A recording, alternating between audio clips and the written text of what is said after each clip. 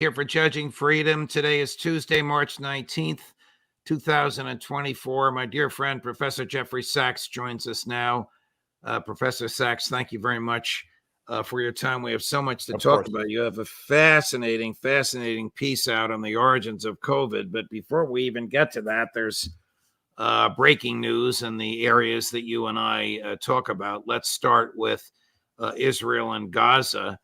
Prime Minister Netanyahu told a committee of the Knesset just a few hours ago, earlier today, that there's a bit of a breach between the United States and Israel. And I don't know if this it certainly comes on the heels of Senator Schumer's comments and after a conversation, non-public, that he had with President Biden, the first in 32 days. So let's back up a little and tell me your thoughts first on Senator Schumer's statement on the floor of the Senate. And I'll play it for you, not the whole thing. We'll play 45 seconds, which I think is the guts of what he had to say. Prime Minister Netanyahu has lost his way by allowing his political survival to take the precedence over the best interests of Israel. He has put himself in coalition with far-right extremists like Ministers Smotrich and Ben-Gvir, and as a result, he has been too willing to tolerate the civilian toll in Gaza, which is pushing support for Israel worldwide to historic lows. Israel cannot survive if it becomes a pariah. As a lifelong supporter of Israel, it has become clear to me the Netanyahu coalition no longer fits the needs of Israel after October 7th. I mean, Professor Sachs, some of this is inassailable. He's in a coalition with far-right extremists. He's indifferent to the civilian toll in Gaza. Israel cannot survive if it is a pariah nation.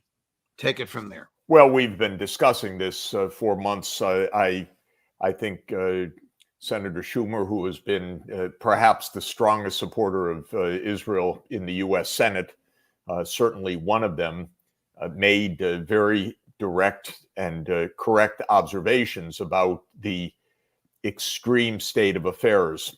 And it's important for us to note today another report that came out of an international intergovernmental group that tracks famine and hunger. This is a report of the Integrated Food Security Phase Classification. People can find it online. It's IPC. This is the report that you sent me earlier today. Exactly. And it says that projected for the period 16 March to 15 July, 1.1 billion people will be in the most extreme catastrophic dimension of hunger, meaning that they're starving to death more than a million people during this phase right now. The situation's absolutely dramatic. The Israeli government is absolutely criminal. The International Court of Justice will find these actions genocidal. The only words I would have changed of Senator Schumer would be to say, therefore, the United States will immediately stop all munitions, all backing for this murderous rampage of this extremist government. He didn't say that. I don't actually like Americans calling for change of other countries' governments. I like us. You've spent a career opposing that. I like us standing up and saying what we will do. We as a nation, we will not be complicit in genocide. We will not be complicit in mass starvation. We will not be complicit in mass murder. We will not stand by as American munitions are used for Israel to attack Rafah. That's the southern city of Gaza, to which the Gaza population has been pushed by Israel.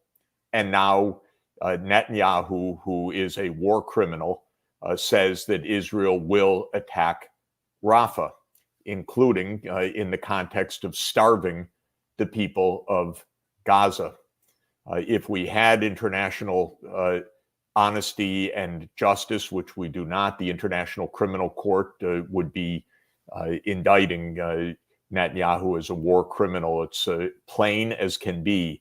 Of course, that court is really under the control of the US and UK, which unfortunately has a career of supporting murderous actions, and the ICC therefore doesn't take steps like that. The ICJ is a different matter. That's the International Court of Justice, and that has the case before it of Israel's violation of the 1948 Genocide Convention. And I think everything Israel does each day makes it more likely that the ICJ will soon rule that Israel is violating the Genocide Convention. Absolutely something unimaginable, shocking, dismaying, profoundly wrong.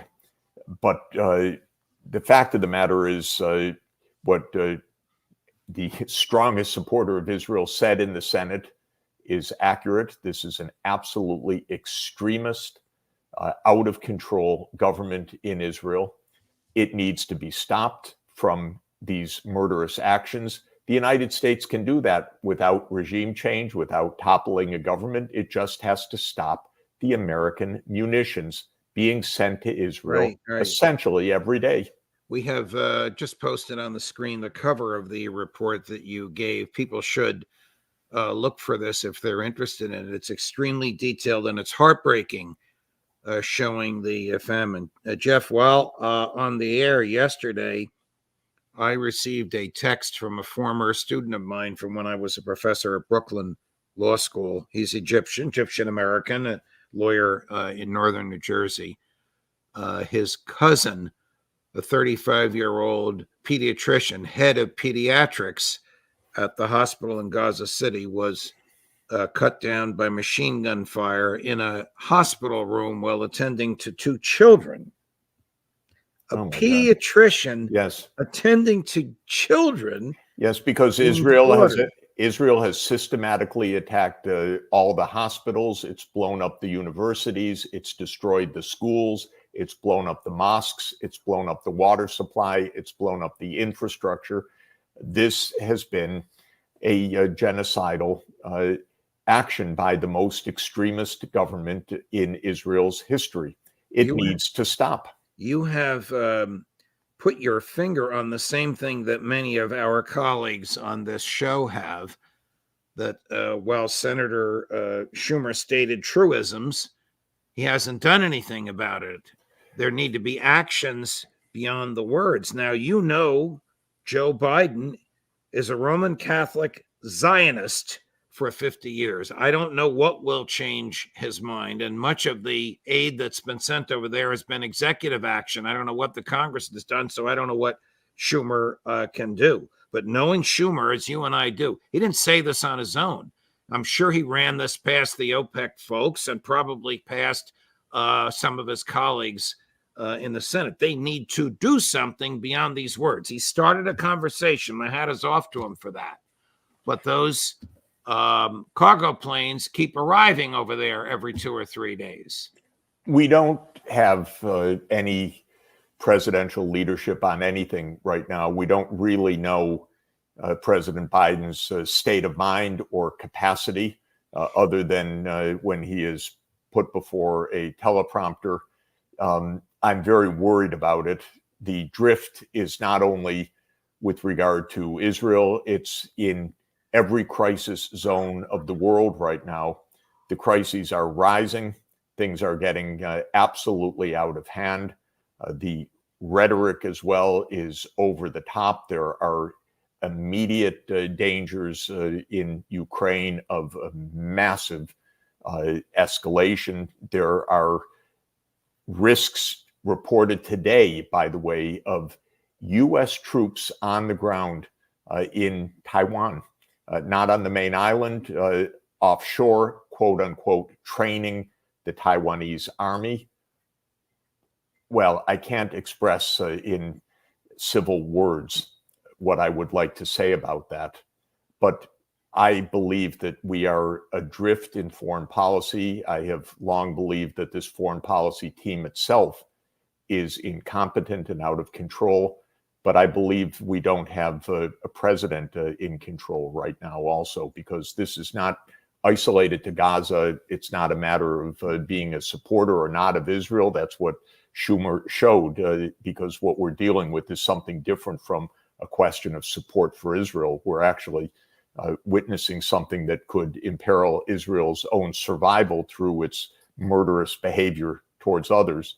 But the president, we don't see or have confidence that he is on top of any of this at all. So who made the decision to send U.S. troops in uniform, combat troops, to this island, the small island off the coast of Taiwan? Well, I'll tell you, the public hears nothing about anything. I don't even know if this is being reported in the U.S. media. I picked it up in the Chinese media, and I don't really know. But nothing about foreign policy is discussed, debated. The Senate Foreign Relations Committee is essentially moribund. The House Foreign Affairs Committee is essentially moribund. I don't have much confidence that it's even the president making any of these decisions. We don't know what's happening, but this is absolutely a situation where we have multiple crises that are not in control.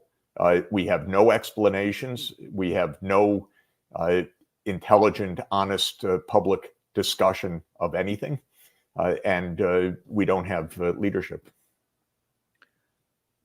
Why would the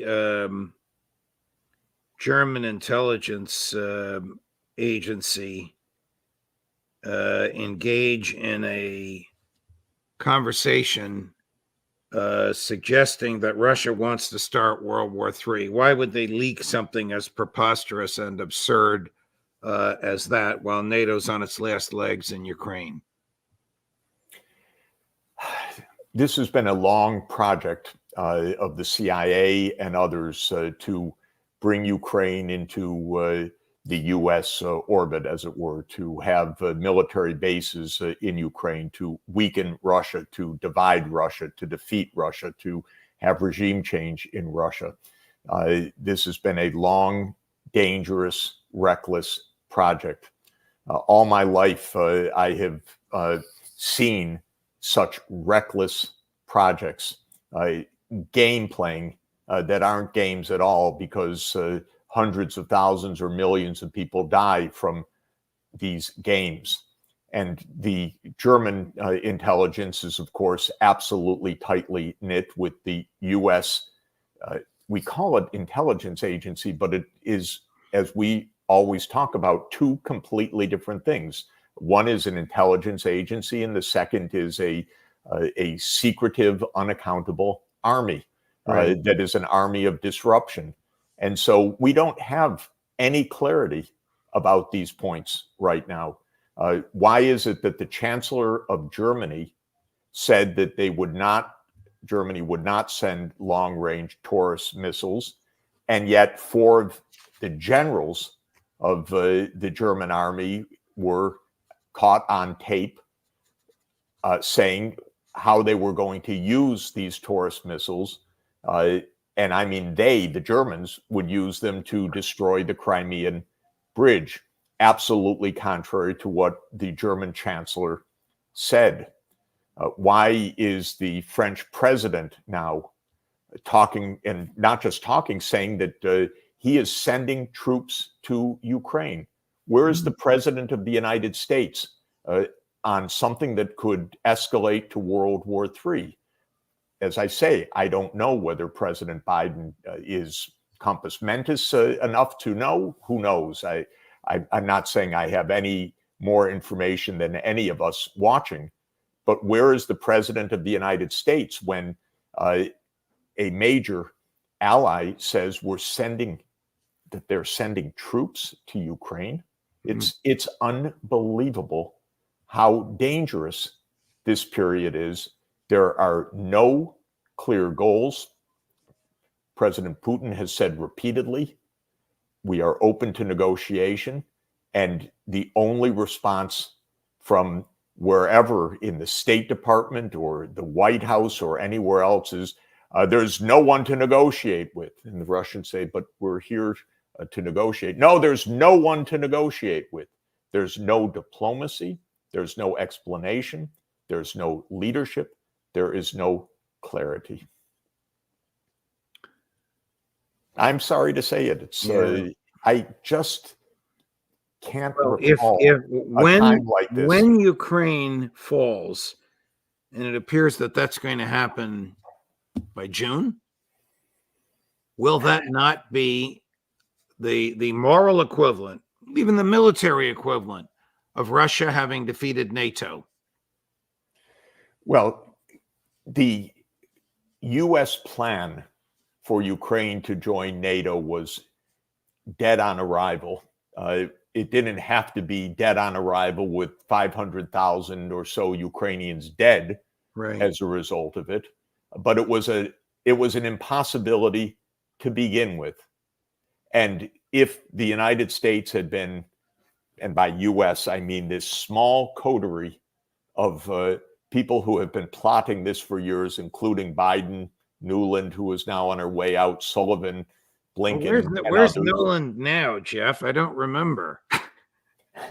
I don't know. She's 2 blocks from you at Columbia. She's on her way over, I'm told. So this whole approach has not had any possibility of, quote, success, even if you define success in their terms, which for me was not success. But it hasn't had any chance. So in that sense, the defeat was right at the start. The question is, how bloody would it be? How much would it escalate? As President Putin has said, absolutely correctly, by the way, he said this is tactical for the West, but this is existential for Russia. Right. That is the most basic point. We have people here playing games. They consider them games. It's even the language of game theory. It's, we're going to game this out. We're going to do the war games. We're going to see if we can win this thing. And for Russia, it's viewed by all of those in the political class as existential for Russia's security. Couldn't we figure that out? It was obvious. They can't figure out anything in this country right now in our leadership. The leadership is vapid. Let me take you back to Israel and Gaza. As we came on air, our friend and colleague Phil Giraldi sent me a headline that Jared Kushner, the former president's son-in-law, wants to get involved in investments in oceanfront property in Gaza. I was telling Karen Kwiatkowski in a prior podcast that here in northern New Jersey, not far from the George Washington Bridge, not far from you, is a synagogue that invited 2 Israeli real estate companies to come and make offerings. And of course, they're offering property that can only be bought by members of the Jewish faith, which is against New Jersey law. And then it turned out they were offering to sell real estate in Gaza. There's a word for this, Judge, but you can't use it on polite television, so I won't use it.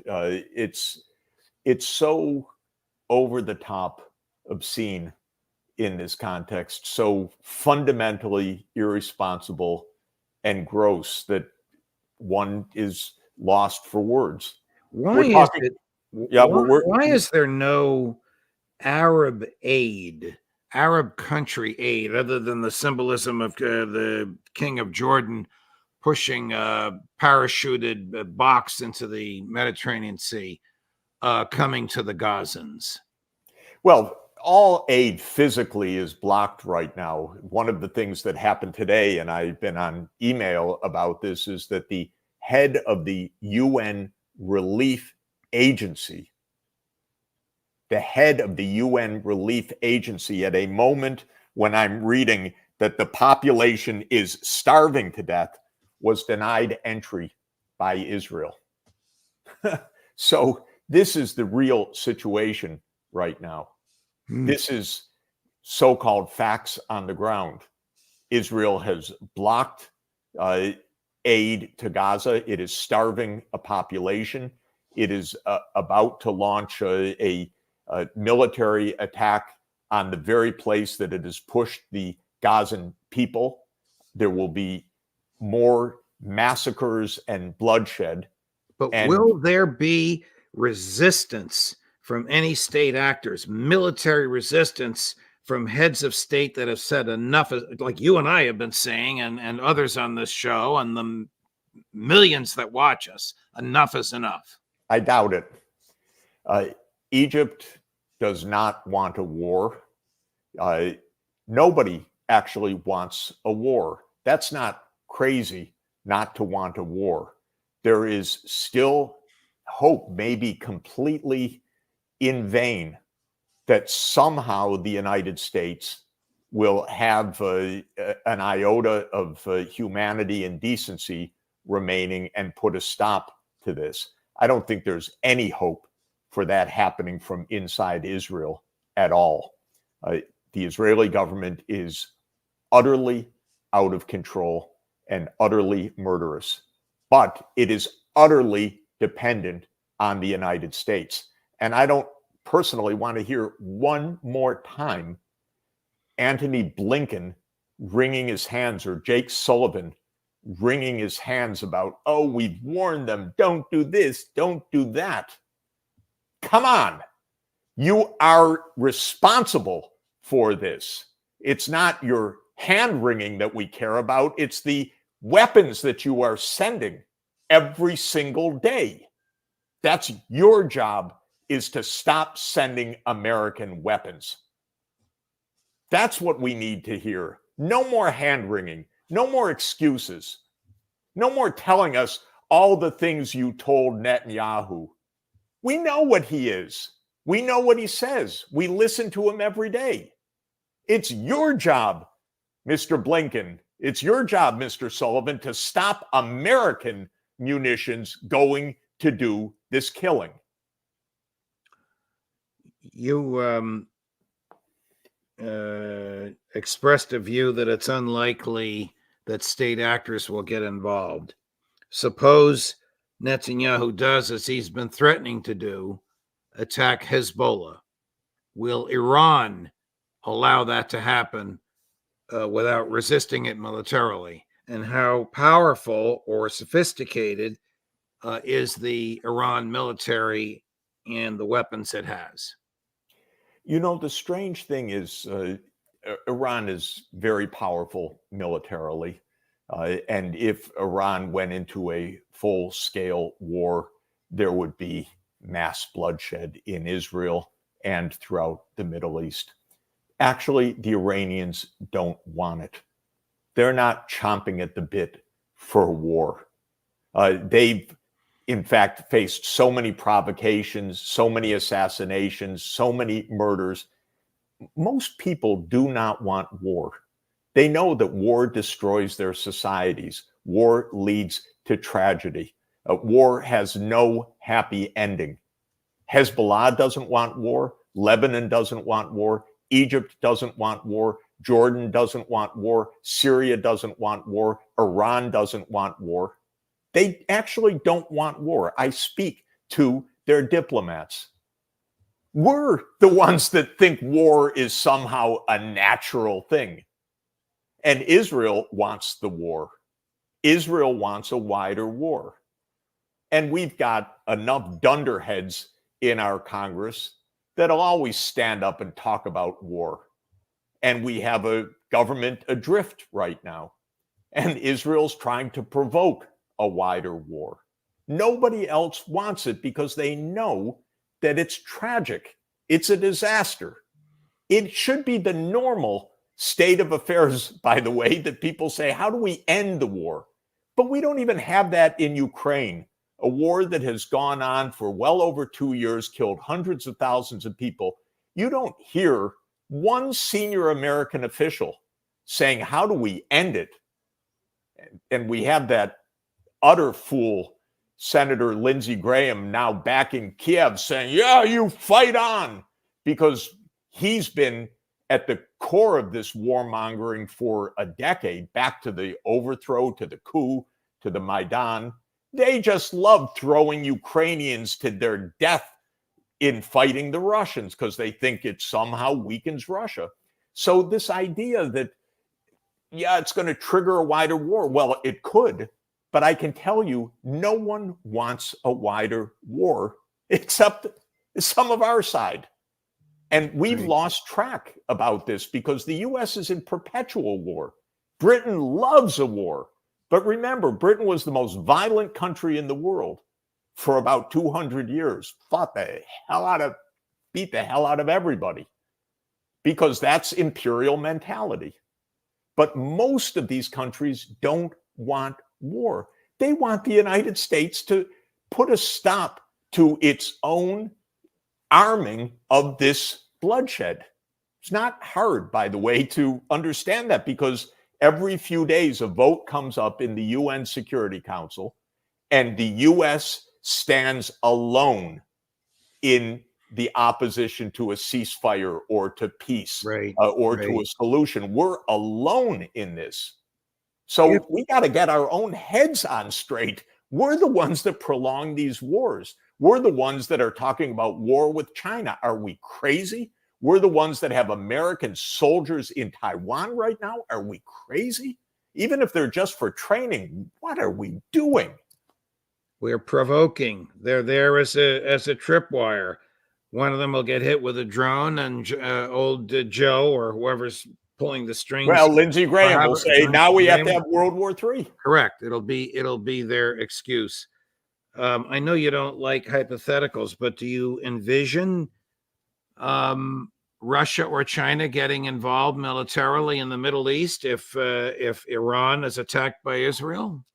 No. What I do imagine, though, is the whole world uniting against the United States and Israel as the last two countries that are in this absolute war mentality. What will it take for that to happen? It hasn't happened yet. It's interesting. We talk about the China threat, the China threat, the China threat. China has not been in a war, in any war, for more than 40 years.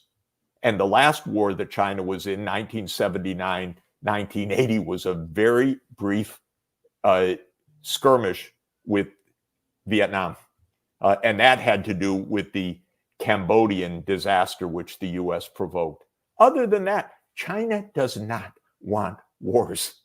The whole idea that China's this great militaristic threat is, again, a propaganda line of our deep state. It's another game. China is superb, actually, at saying, would you calm down? Could everybody sit down? China's the one that brought Iran and Saudi Arabia together.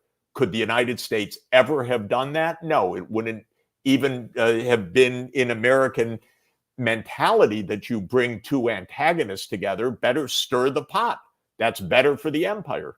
But China wants it a completely different way. So what I would say is that if this war expands, what China and Russia will do is to bring the whole world along, demanding peace. And that they will be very effective in doing.